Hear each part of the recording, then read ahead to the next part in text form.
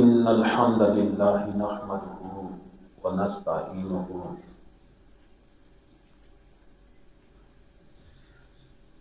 من يهده الله فلا مضل له ومن يضلل فلا هادي له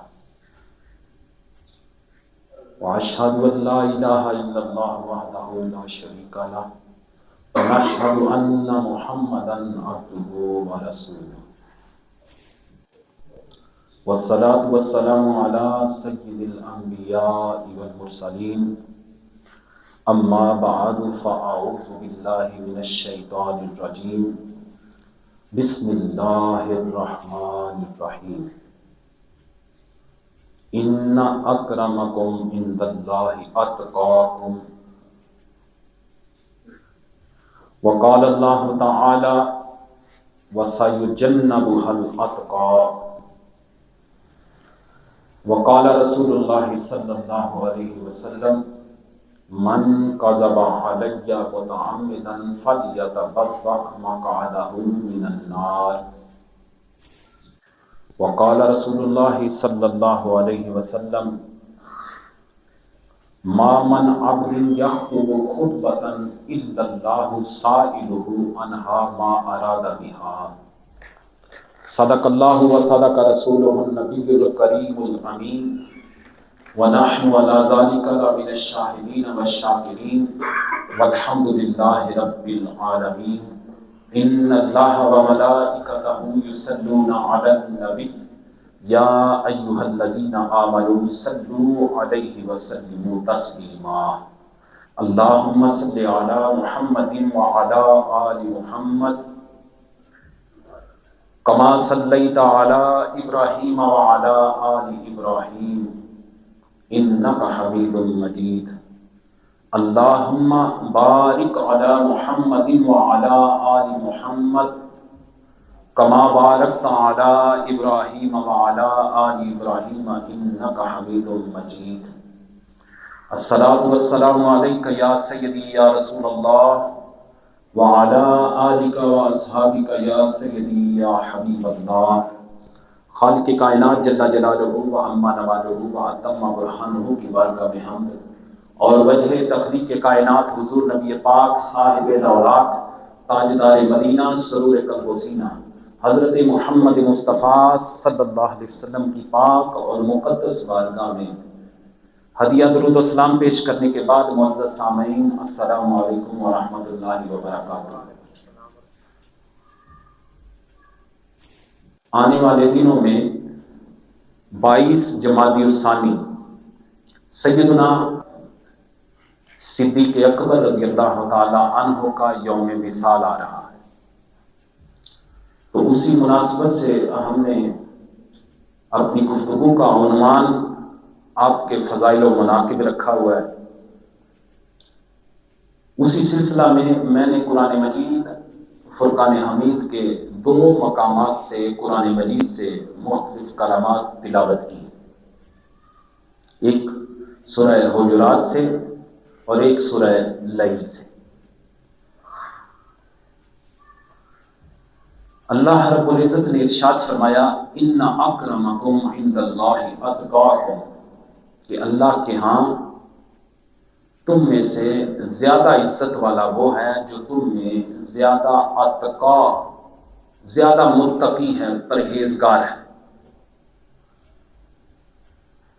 اللہ تعالیٰ کی بارگاہ میں عزت، مقام اور مرتبہ پانے کے لیے ایک چیز درکار ہے جس کا نام تقویٰ ہے، پرہیزگاری ہے۔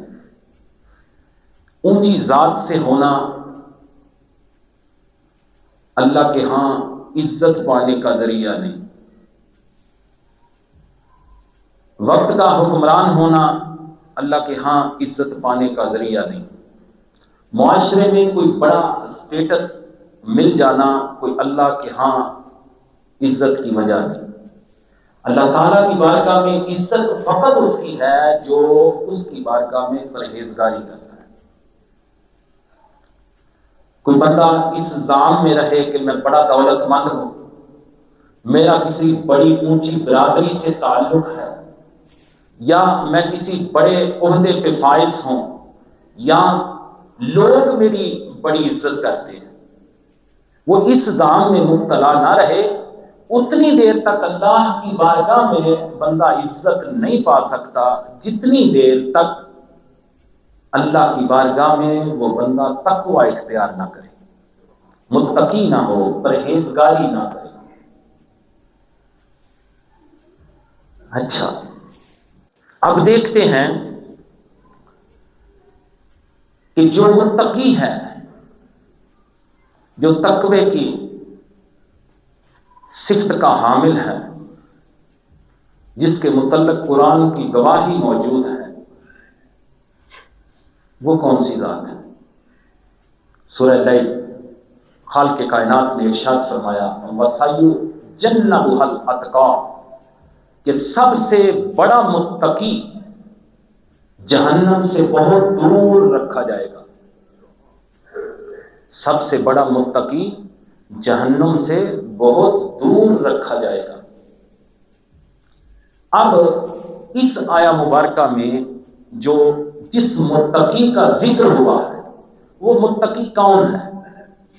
اللہ اکبر۔ علامہ ابن جوزی آپ فرماتے ہیں اجمعوا انہا نازلت فی ابی بکر، کہ اس بات پر اجماع ہے کہ یہ آیا مبارکہ حضرت ابو بکر صدیق رضی اللہ تعالی عنہ کے بارے میں نازل ہوئی، اور اس پہ احادیث میں یہ ملتا ہے کہ سیدنا حسان بن ثابت جو دربار رسالت کے شاعر ہیں، انہوں نے حضرت صدیق اکبر رضی اللہ تعالیٰ عنہ کی شان میں یہ فرمایا خیر البریت اتقاہا واعدلھا۔ حضرت حسان بن ثابت رضی اللہ تعالیٰ عنہ فرماتے ہیں کہ نبی کریم صلی اللہ علیہ وسلم کے بعد سب سے افضل، سب سے بڑا متقی، سب سے قابل اعتماد حضرت ابو بکر صدیق رضی اللہ تعالیٰ عنہ کی ذات ہے۔ یہ صحابی رسول ہیں، دربار رسالت کے شاعر ہیں، حضور کی نعتیں لکھتے ہیں۔ وہ یہ بیان کرتے ہیں کہ اس امت کے اندر حضور کے بعد سب سے بڑا متقی، سب سے افضل، سب سے زیادہ قابل اعتماد شخصیت حضرت ابو بکر صدیق رضی اللہ تعالی عنہ کی۔ اللہ اکبر۔ اسی آیت کی تفسیر میں قرآن مجید کی کئی آیات نقل کرنے کے بعد حضرت شاہ ولی اللہ محدث دہلوی ازالۃ الخفا کے اندر کئی آیات نقل کرنے کے بعد آپ لکھتے ہیں کہ بس ابو بکر صدیق رضی اللہ تعالیٰ عنہ پوری امت میں سب سے زیادہ متقی ہے، اور جو امت میں سب سے زیادہ متقی ہوتا ہے وہ سب سے زیادہ اکرم ہوتا ہے۔ یہ وہی اکرم ہے، ان اکرمکم عند اللہ اتقاکم۔ آپ فرماتے ہیں جو سب سے زیادہ متقی ہو وہی سب سے زیادہ اکرم ہوتا ہے۔ حضرت علامہ ابو الحسن واحدی رحمۃ اللہ تعالی علیہ تفسیر البسیط کے اندر یہ بات آپ کے حوالے سے موجود ہے کہ آپ لکھتے ہیں یعنی ابا بکر فی قول الجمی، یعنی یہ پوری امت کا قول ہے کہ اتقا سے مراد ابو بکر صدیق کی ذات ہے رضی اللہ تعالی عنہ۔ اور علامہ ابن حجر مکی رحمۃ اللہ تعالی علیہ الصواعق المحرقہ کے اندر یہ بات موجود ہے کہ علامہ ابن حجر مکی رحمۃ اللہ علیہ فرماتے ہیں وَفِيهَا التَّصْرِيحُ بِأَنَّهُ أَتْقَى مِنْ سَائِرِ الْأُمَّةِ، یعنی اس آیت میں تصریح ہے کہ ابو بکر صدیق کی امت میں سب سے بڑے متقی ہیں۔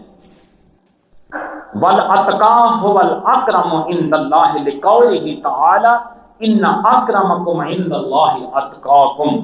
آپ فرماتے ہیں کہ قرآن کی روشنی میں جو متقی ہوتا ہے وہی اکرم ہوتا ہے، وَالْأَكْرَمُ عِنْدَ اللَّهِ هُوَ أَفْضَلُ، اور جو اللہ کے ہاں اکرم ہوتا ہے وہی افضل ہوتا ہے۔ فَنَتَجَ أَنَّهُ أَفْضَلُ مِنْ بَقِيَّةِ الْأُمَّةِ، اور جو اللہ کے ہاں اکرم ہوتا ہے وہی افضل ہوتا ہے۔ فنتج انہ افضل من بقیۃ الامہ، اور نتیجہ یہ نکلا کہ ابو بکر پوری امت میں افضل ہیں۔ یہ اس امت کے جلیل القدر علماء کی تفاسیر، ان کے اقوال، سیدنا صدیق اکبر رضی اللہ تعالیٰ عنہ کے تقوی، آپ کے اتقا ہونے اور آپ کی فضیلت کے حوالے سے میں نے آپ کو سنائے قرآن مجید کی 2 آیات کی تشریح میں۔ اور جہاں تک متقی ہونے کا تعلق ہے، سارے صحابہ اکرام متقی ہیں، لیکن یہاں بات متقی کی نہیں ہو رہی، اتقا کی ہو رہی ہے کہ متقی تو سارے ہیں، دیکھنا ہے کہ سب سے بڑا متقی کون ہے۔ یہاں بات سب سے بڑے متقی کی ہو رہی ہے۔ علامہ جلال الدین سیوطی رحمۃ اللہ تعالی علیہ، یہ وہ شخصیت ہیں جن کے متعلق آپ علماء سے سنتے رہتے ہیں کہ جاگتی آنکھوں سے، جاگتی ان جسم کی آنکھوں کے ساتھ متعدد مرتبہ آقا کریم صلی اللہ علیہ وسلم کی زیارت سے مشرف ہوئے۔ وہ عالم دین، ایسے عالم دین ہیں کہ انہوں نے اس مسئلہ پہ حضرت ابو بکر صدیق رضی اللہ تعالی عنہ کے اتقا ہونے کے لحاظ سے آپ نے ایک رسالہ لکھا ہے، پورا ایک رسالہ، الحبل المسیح فی نصرت الصدیق، اس نام سے آپ نے ایک پورا رسالہ لکھا۔ اور پھر امام اہل سنت الشاہ امام احمد رضا بریلوی رحمۃ اللہ تعالی علیہ نے بھی اس آیت کی تفسیر میں عربی زبان میں 100 صفحات کا ایک عربی زبان میں رسالہ لکھا ہے جس کا نام ہے الظلال العنقا من بحر سبقۃ الاتقاء، اور یہ فتاوی رضویہ شریف کی جلد نمبر 28 میں چھپ چکا ہے۔ اللہ اکبر۔ اب آگے آئیے، امام بہقی علیہ رحمہ نے شعب الایمان، آپ کی شہرہ آفاق کتاب ہے، احادیث کا مجموعہ ہے شعب الایمان، اس میں آپ نے ایک حدیث مبارکہ نقل فرمائی ہے۔ آقا کریم صلی اللہ علیہ وسلم نے ارشاد فرمایا، من حافظ علی امتی 40 حدیثا فیما ینفعهم من امر دینہم۔ حضور صلی اللہ علیہ وسلم نے فرمایا کہ جس شخص نے میری امت تک 40 ایسی حدیثیں پہنچائیں جن سے انہیں دین کے معاملات میں فائدہ ہو۔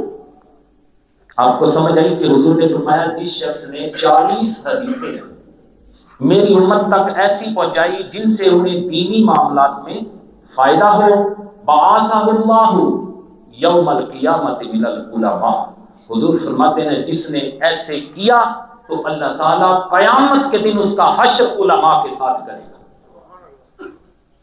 اور یہی حدیث مبارکہ سامنے رکھ کے، گو کہ میں عالم تو نہیں، علماء کے جوتے بھی سیدھے کرنے کے قابل نہیں، اس امید پہ کہ حضور کا فرمان ہے کہ کل جب حشر ہوگا جو میری 40 حدیثیں میری امت تک پہنچائے گا،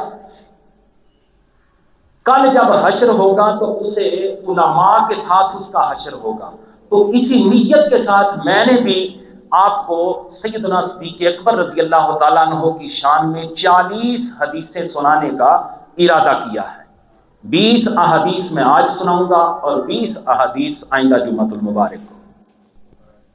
اللہ اکبر۔ اللہ تعالیٰ ہمیں اس نیت کا اجر عطا فرمائے۔ سب سے پہلی حدیث مبارکہ، میں کسی کے آپ کو عام کتابوں کی باتیں نہیں سناؤں گا، کسی ولی کی بات نہیں بتاؤں گا، میں آپ کو اللہ کے محبوب کی باتیں بتاؤں گا۔ اللہ کے محبوب کے منبر پہ بیٹھ کے اللہ کے محبوب کی پیاری باتیں جو اس نے اپنے یار سیدنا صدیق اکبر رضی اللہ تعالی عنہ کے متعلق ارشاد فرمایا، میں آپ کو وہ سنانے لگا۔ ابو داؤد شریف میں 4652 نمبر حدیث مبارکہ، توجہ سے سماعت فرمائیے گا۔ حضرت ابو ہریرہ رضی اللہ تعالیٰ عنہ بیان کرتے ہیں کہ آقا کریم صلی اللہ علیہ وسلم نے ارشاد فرمایا، اتانی جبریل فاخذ بیدی فارانی باب الجنت الذی تدخل منہ امتی آقا کریم صلی اللہ علیہ وسلم نے فرمایا کہ جبریل امین علیہ السلام میرے پاس آئے، میرا بازو تھاما اور جنت کا دروازہ مجھے دکھایا، تدخل منہ امتی، وہ دروازہ جس دروازے سے میری امت جنت میں داخل ہوگی۔ حضرت ابوبکر صدیق رضی اللہ تعالیٰ عنہ نے عرض کی، یا رسول اللہ وددت انی کنت معک حتی انظر الی، یا رسول اللہ وددت انی کنت معک حتی انظر الی، یا رسول اللہ صلی اللہ علیہ وسلم، حضور میری یہ خواہش تھی کہ میں بھی آپ کے ساتھ ہوتا تاکہ میں بھی وہ دروازہ دیکھ لیتا۔ اللہ اکبر۔ آقا کریم صلی اللہ علیہ وسلم نے جب حضرت ابوبکر صدیق رضی اللہ تعالیٰ عنہ کی یہ بات سنی تو حضور نے فرمایا، اما انک یا ابا بکر اول من یدخل الجنۃ من امتی، ابو بکر جہاں تک تمہارا تعلق ہے تم میری امت میں سب سے پہلے جنت میں جاؤ گے۔ اللہ اکبر۔ اور امام محمد بن عبد الباقی زرقانی مالکی رحمۃ اللہ تعالی علیہ فرماتے ہیں کہ سیدنا صدیق اکبر رضی اللہ تعالی عنہ اس امت کے مردوں میں سب سے پہلے جنت میں جائیں گے، اور سیدہ خاتون جنت سیدہ فاطمہ الزہرا رضی اللہ تعالی عنہا اس امت کی عورتوں میں سب سے پہلے جنت میں جائیں گے۔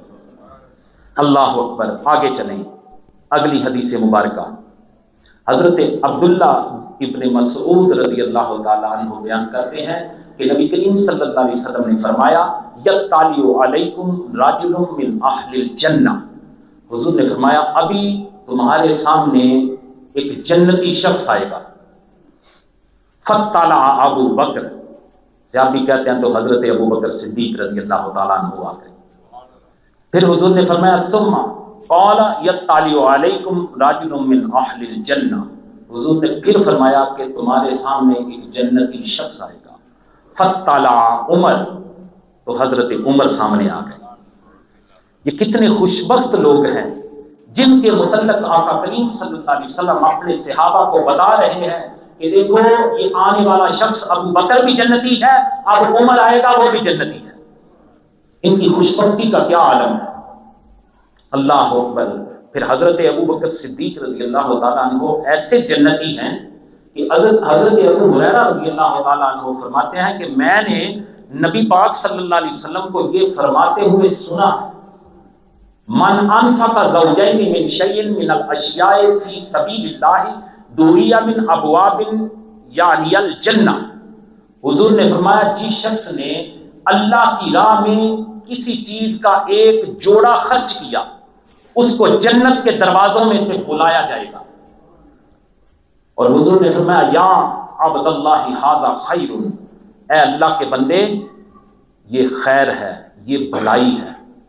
پھر آقا کریم صلی اللہ علیہ وسلم نے فرمایا فمن کان من اہل الصلاۃ دعی من باب الصلاۃ، جو نمازیوں میں سے ہوگا اسے باب صلاۃ سے بلایا جائے گا جنت میں۔ حضور اب بتانے لگے ہیں کس کو کس دروازے سے بلایا جائے گا۔ حضور نے فرمایا جو نمازیوں میں سے ہوگا اسے باب صلاۃ سے بلایا جائے گا۔ ومن کان من اہل الجہاد دعی من باب الجہاد، حضور نے فرمایا جو مجاہدین میں سے ہوگا، جہاد کرنے والوں میں سے ہوگا، اسے باب جہاد سے بلایا جائے گا۔ ومن کان من اہل الصدقۃ دعی من باب الصدقہ، جو اہل صدقہ میں سے ہوگا اسے باب صدقہ سے بلایا جائے گا۔ ومن کان من اہل الصیام دعی من باب الصیام و باب الریان، جو روزہ داروں میں سے ہوگا اسے باب صیام اور باب ریان سے بلایا جائے گا۔ فقال ابو بکر، اب یہ باتیں سن کے حضرت ابو بکر صدیق رضی اللہ تعالیٰ عنہ عرض کرنے لگے ہیں، فقال ابو بکر ما علی ھذا الذی یدعى من تلک الابواب من ضرورہ، حضرت ابو بکر صدیق رضی اللہ تعالیٰ عنہ نے عرض کی کہ حضور اس شخص کو تو کوئی خوف نہیں ہوگا جس کو ان تمام دروازوں سے بلایا جائے گا۔ پھر ساتھ ہی صدیق اکبر رضی اللہ تعالیٰ عنہ یہ بھی عرض کرتے ہیں حل یدعا منہا کلہا احد یا رسول اللہ صلی اللہ علیہ وسلم، کہ اللہ کے محبوب علیہ السلام یہ بتائیں کیا کوئی ایسا شخص ہے جس کو ان تمام دروازوں سے بلایا جائے؟ آقا کریم صلی اللہ علیہ وسلم نے فرمایا نعم، ہاں ہے۔ وَأَرْجُو أَن يَكُونَ مِنْهُمْ یا ابا بکر، ہاں ابو بکر ہے اور میں امید کرتا ہوں کہ وہ شخص تم ہو. وَأَرْجُو أَن تَكُونَ مِنْهُمْ یا ابا بکر، اور اے ابو بکر مجھے امید ہے کہ وہ شخص تم ہوگے. امام بدر الدین محمود بن احمد عینی علیہ رحمہ فرماتے ہیں رجاء النبی صلی اللہ علیہ وسلم واقع محقق. اس حدیث مبارکہ میں یہ جو حضور نے فرمایا نا ارجو، رجا کا لفظ ہے کہ میں امید کرتا ہوں، اس کے متعلق علامہ بدر الدین عینی رحمۃ اللہ تعالی علیہ فرماتے ہیں رجاء النبی صلی اللہ علیہ وسلم واقع محقق، کہ نبی کریم صلی اللہ علیہ وسلم کی امید، حضور صلی اللہ علیہ وسلم کی ایکسپیکٹیشن، یہ نہیں کہ حضور نے فرمایا کہ مجھے امید ہے، ہو سکتا ہے ایسا نہ ہو. آپ فرماتے ہیں کہ حضور کی جو امید ہے وہ واقعتاً ایسا ہی ہوتا ہے، وہ محقق کام ہوتا ہے. اللہ اکبر. نبی اکرم نور مجسم صلی اللہ علیہ وسلم کے غلاموں،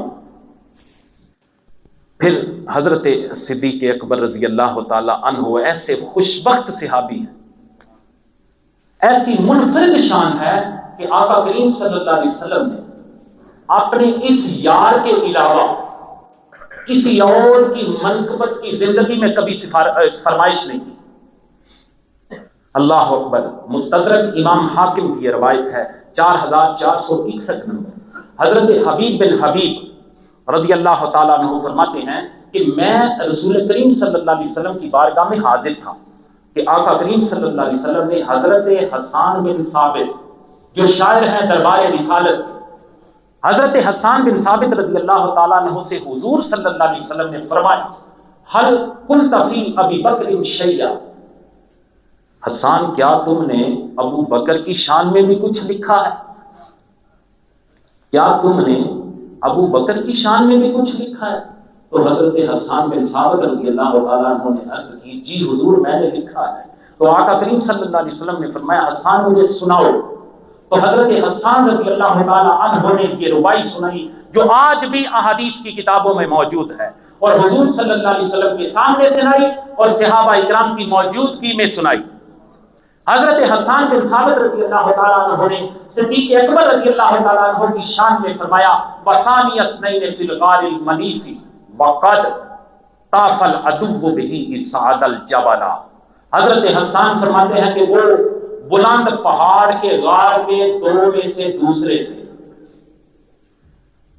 طَافَ الْعَدُوُّ بِهِ صَعَدَ الْجَبَلَ، جب وہ پہاڑ پر چڑھ رہے تھے تو دشمن بھی ان کا ہم پلہ نہ تھا.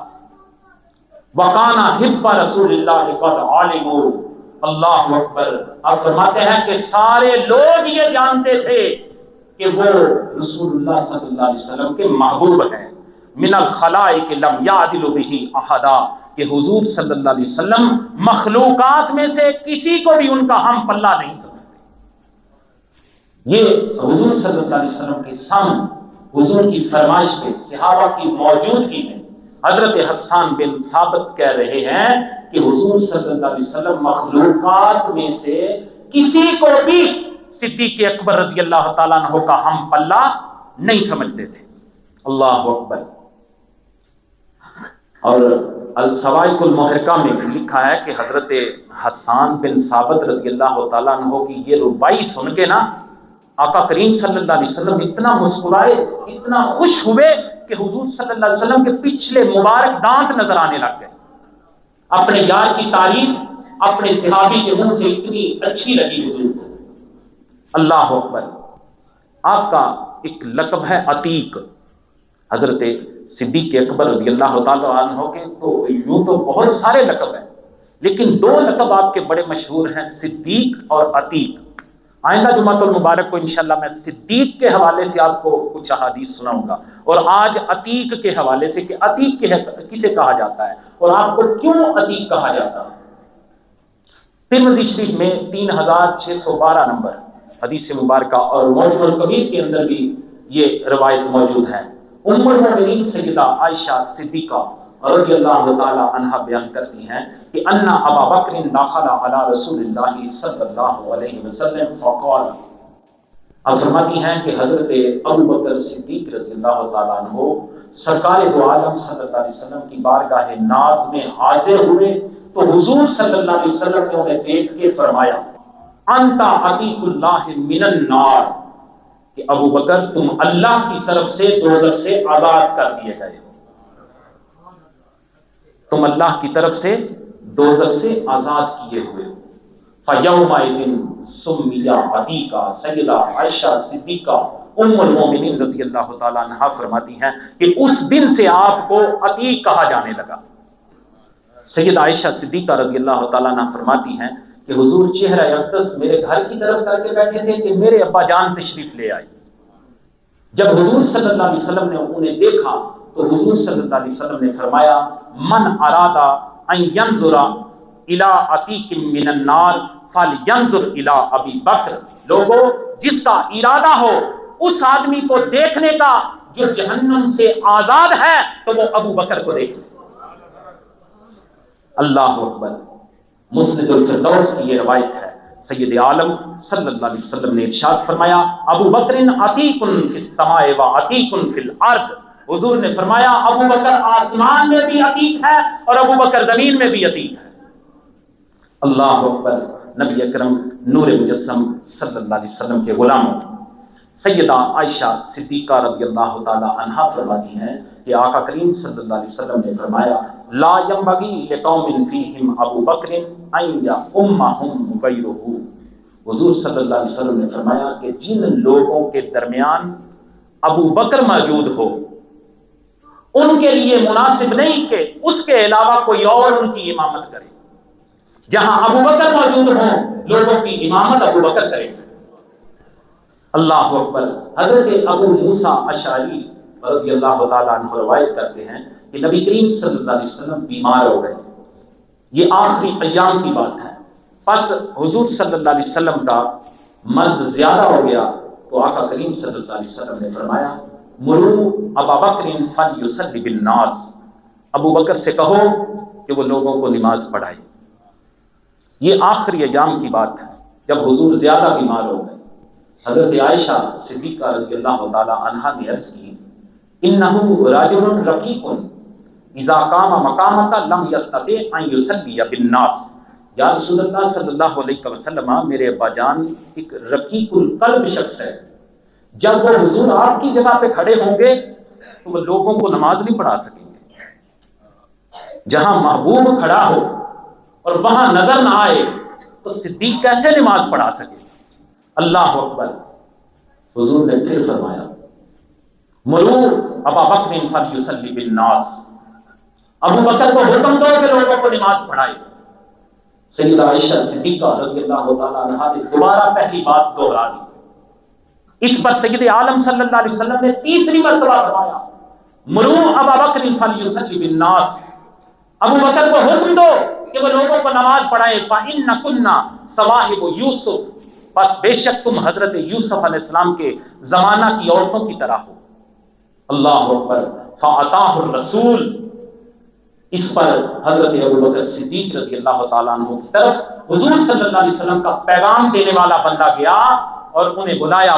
فصلی بالناس فی حیات النبی صلی اللہ علیہ وسلم، ابو بکر آئے اور پھر نبی پاک صلی اللہ علیہ وسلم کی ظاہری حیات مبارک میں لوگوں کو نمازیں پڑھاتے رہے۔ اللہ اکبر۔ حضرت عبداللہ بن زمعہ رضی اللہ تعالی عنہ بیان کرتے ہیں کہ جب نبی کریم صلی اللہ علیہ وسلم کی تکلیف زیادہ ہو گئی تو میں چند مسلمانوں کے ہمراہ آپ صلی اللہ علیہ وسلم کے پاس موجود تھا۔ حضرت بلال رضی اللہ تعالی عنہ آپ صلی اللہ علیہ وسلم کو نماز کے لیے بلانے کے لیے آئے تو آقا کریم صلی اللہ علیہ وسلم نے فرمایا مروا من یصلی للناس، اسے کہو لوگوں کو نماز پڑھائے۔ مروا من یصلی للناس، اسے کہو لوگوں کو نماز پڑھا دے۔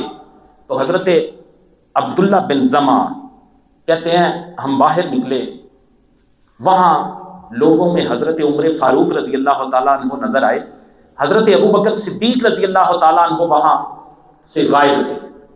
میں نے کہا حضرت عمر فاروق رضی اللہ تعالیٰ عنہ سے کہ آپ لوگوں کو نماز پڑھائیں۔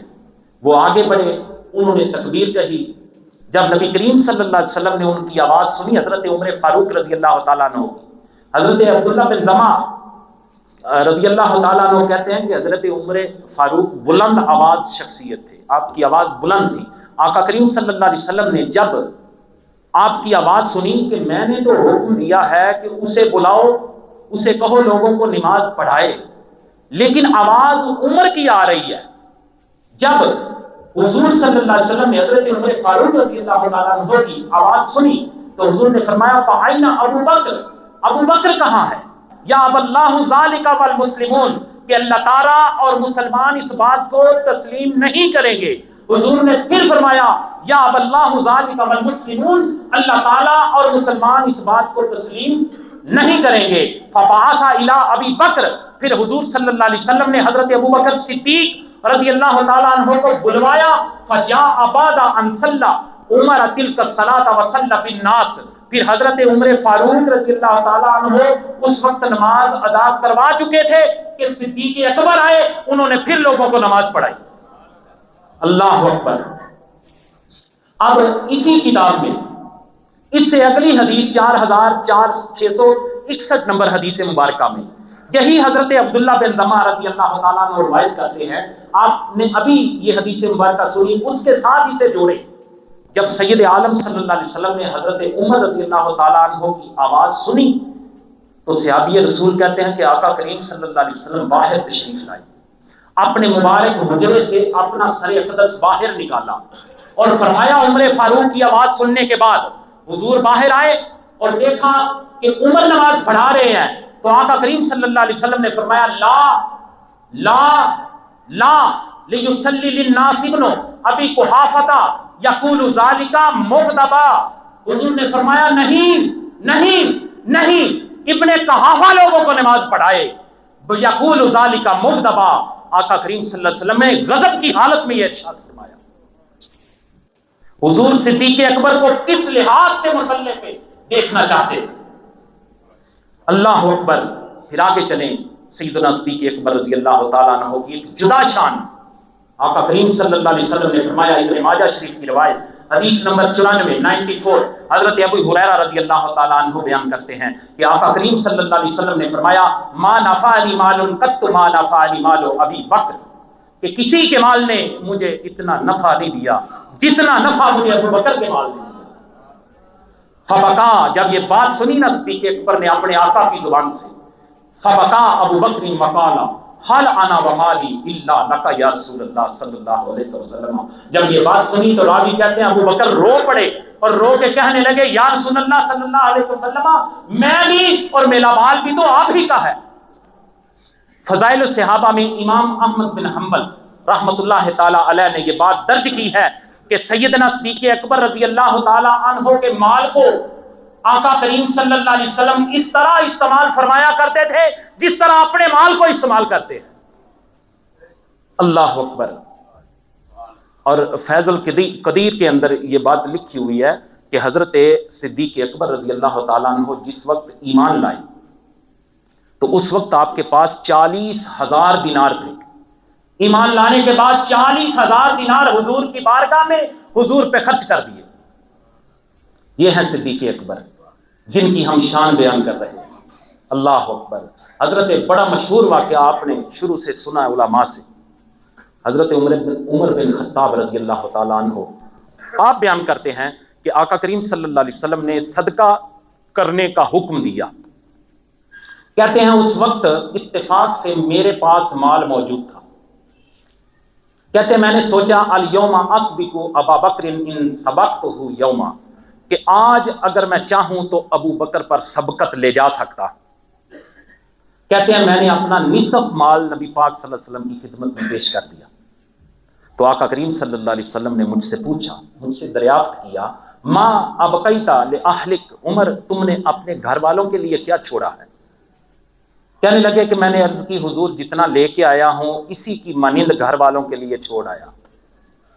حضرت عمر فاروق رضی اللہ تعالی عنہ فرماتے ہیں کہ حضرت ابو بکر صدیق پھر اپنے پاس موجود سارا مال لے آئے. جب صدیق اکبر اپنا سارا مال لے کے آئے تو آقا کریم صلی اللہ علیہ وسلم نے دریافت کیا ما ابقیت لأہلک، صدیق تم اپنے گھر والوں کے لیے کیا چھوڑ کے آئے ہو؟ تو اس عشق و محبت کے تاجدار نے کہا اب قیت لہم اللہ ورسولہ، میں نے ان کے لیے اللہ اور اس کے رسول کو چھوڑا ہے۔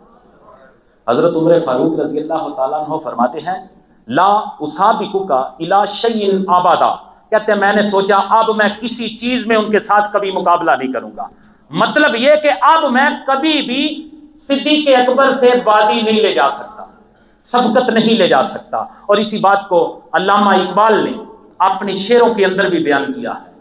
اتنے میں وہ رفیق نبوت بھی آ گیا جس سے بنائے عشق و محبت ہے استوار، اور لے آیا اپنے ساتھ وہ مرد وفا سرشت، ہر چیز جس سے چشم جہاں میں ہو اعتبار، اور بولے حضور چاہیے فکر عیال بھی، کہنے لگا وہ عشق و محبت کا رازدار، اے تجھ سے دیداؤ مہو انجم فروگیر، اے تیری ذات باعث تکوین روزگار، پروانے کو چراغ ہے بلبل کو پھول بس، صدیق کے لیے ہے خدا کا رسول بس۔ اللہ اکبر۔ شیخ محقق عبدالحق محدث دہلوی رحمۃ اللہ تعالیٰ علیہ لکھتے ہیں کہ حضرت ابو بکر صدیق رضی اللہ تعالیٰ عنہ جو مال لے کے آئے تھے نا، وہ مقدار میں حضرت عمر فاروق رضی اللہ تعالیٰ عنہ کے مال سے زیادہ نہیں تھا۔ حضرت شیخ محقق لکھتے ہیں یہاں آ کے کہ درجے اور رینکنگ کے اعتبار سے وہ مال زیادہ تھا جو صدیق اکبر کا تھا۔ اللہ اکبر۔ اس لیے کہ انہوں نے اپنے گھر میں کچھ بھی چھوڑا ہی نہیں تھا، ہر چیز حضور صلی اللہ علیہ وسلم کی بارگاہ میں لے کے آ گئے تھے۔ اللہ اکبر۔ پھر آقا کریم صلی اللہ علیہ وسلم کی بارگاہ میں حضرت صدیق اکبر رضی اللہ تعالیٰ عنہ کو یہ مقام حاصل تھا کہ آقا کریم صلی اللہ علیہ وسلم جملہ معاملات میں ان سے مشاورت کیا کرتے تھے، مشورے کرتے تھے۔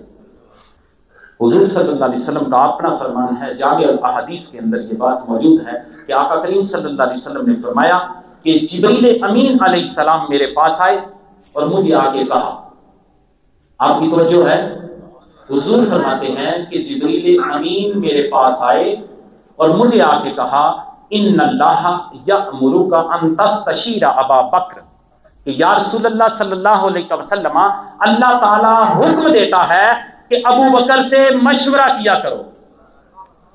اللہ اکبر۔ تابعی بزرگ ہیں حضرت سعید بن مسیب رحمۃ اللہ تعالی علیہ، آپ فرماتے ہیں کہ حضرت صدیق اکبر رضی اللہ تعالیٰ عنہ کا مقام اور مرتبہ حضور کی بارگاہ میں اس طرح تھا جس طرح کوئی وزیر ہوتا ہے، اور آقا کریم صلی اللہ علیہ وسلم سارے معاملات میں آپ سے مشورہ کیا کرتے ہیں، اور آپ کی اسی وزارت کے حوالے سے ترمذی شریف کے اندر ایک حدیث مبارکہ بھی موجود ہے۔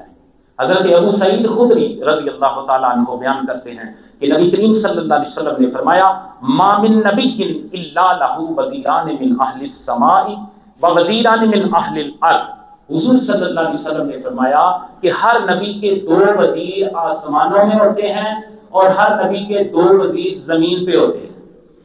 فَأَمَّا وَزِيرَايَ مِنْ أَهْلِ السَّمَاءِ فَجِبْرِيلُ وَمِيكَائِيلُ، حضور صلی اللہ علیہ وسلم نے فرمایا کہ میرے آسمانوں والے جو دو وزیر ہیں وہ جبریل امین اور میکائیل علیہ السلام ہیں۔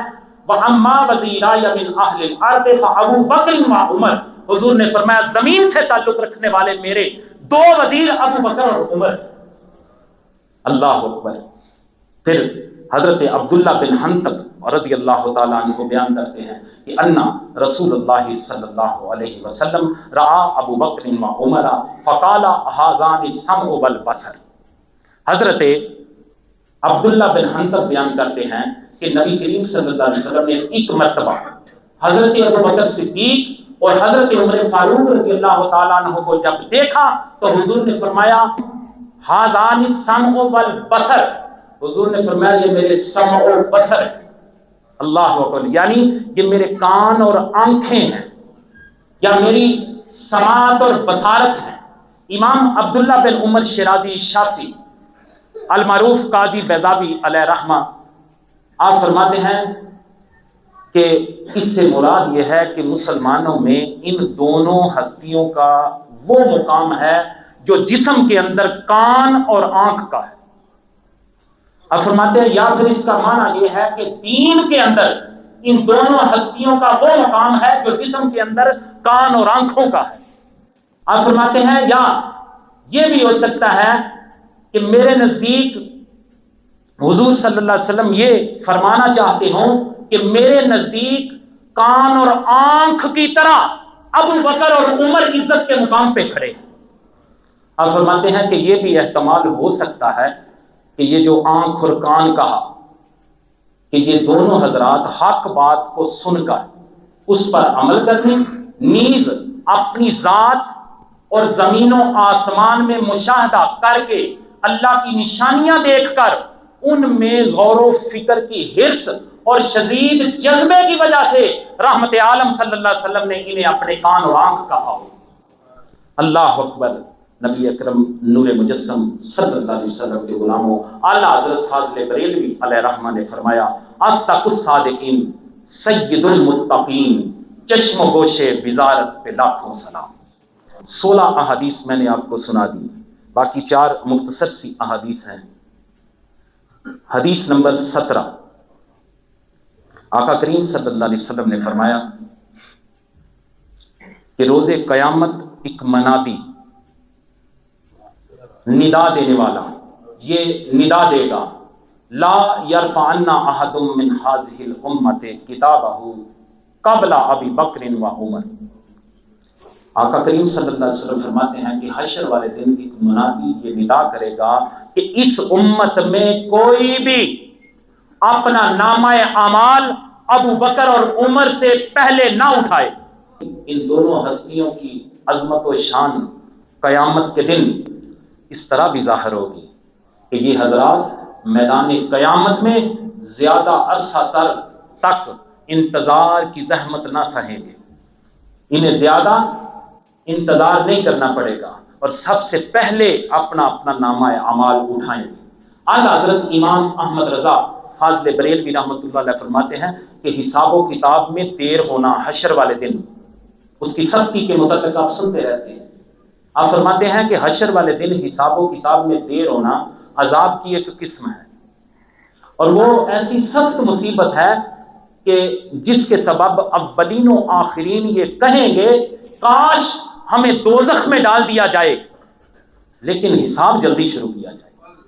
وہ اتنا سخت معاملہ ہوگا، اور حضرت ابو بکر اور حضرت عمر فاروق رضی اللہ تعالی عنہما کا اللہ کی بارگاہ میں یہ مرتبہ اور مقام اس حد تک پہنچا ہے کہ انہیں سب سے پہلے اس مصیبت سے نجات دلائی جائے گی۔ اللہ اکبر۔ آگے حضور صلی اللہ علیہ وسلم کے یار کا سٹیٹس دیکھیں، حضور کے اس عاشق زار سٹیٹس سٹیٹس دیکھیں۔ ترمذی شریف کی یہ روایت ہے، حضرت عبداللہ بن عمر رضی اللہ تعالیٰ عنہ بیان کرتے ہیں کہ نبی اکرم صلی اللہ علیہ وسلم ایک دن مسجد میں تشریف لائے تو آپ صلی اللہ علیہ وسلم کے ایک جانب ابو بکر صدیق ہیں اور دوسری جانب عمر فاروق ہے، اور حضور صلی اللہ علیہ وسلم نے دونوں کا ہاتھ تھاما ہوا ہے۔ ذرا چشم تصور سے دیکھیں، مسجد نبوی شریف کا دروازہ ہو، آقا کریم صلی اللہ علیہ وسلم تشریف لا رہے ہیں، حضور کے ایک طرف حضور نے ہاتھ پکڑا ہے ابو بکر کا، دوسری طرف حضور نے ہاتھ پکڑا ہوا ہے عمر فاروق کا، اور آقا کریم صلی اللہ علیہ وسلم ارشاد فرماتے ہیں ہاکذا نبعث یوم القیامہ، لوگوں جس طرح آج مجھے دیکھ رہے ہو اسی طرح اللہ تعالیٰ حشر والے دن ہمیں مبعوث کرے گا۔ اللہ اکبر۔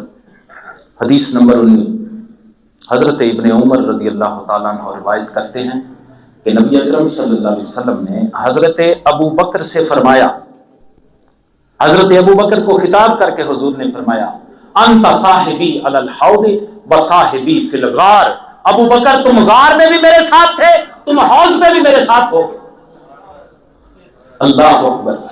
پھر آقا کریم صلی اللہ علیہ وسلم نے ارشاد فرمایا یہ آپ کا سٹیٹس ہے۔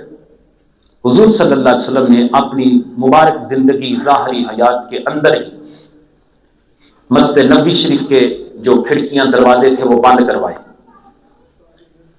سیدہ ام المومنین عائشہ صدیقہ رضی اللہ تعالیٰ عنہ فرماتی ہیں ان النبی صلی اللہ علیہ وسلم امر بسد الابواب الا باب ابی بکر۔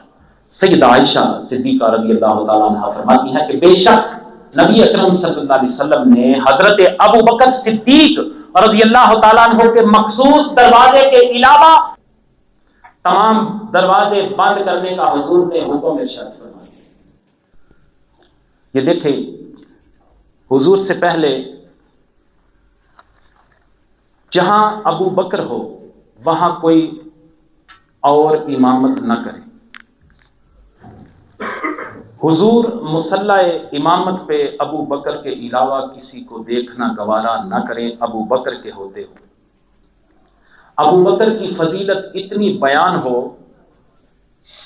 کہ سب سے پہلے جنت میں داخل ہوں، جنت کے سارے دروازوں میں داخل ہونے والی شخصیت، دوزخ سے آزاد شخصیت حضور کے فرمان کے مطابق۔ پھر آقا کریم صلی اللہ علیہ وسلم نے یہ جو فرمایا کہ سارے دروازے مسجد میں بند ہو جائیں، کھڑکیاں بند ہو جائیں، لیکن ابو بکر کا رہے۔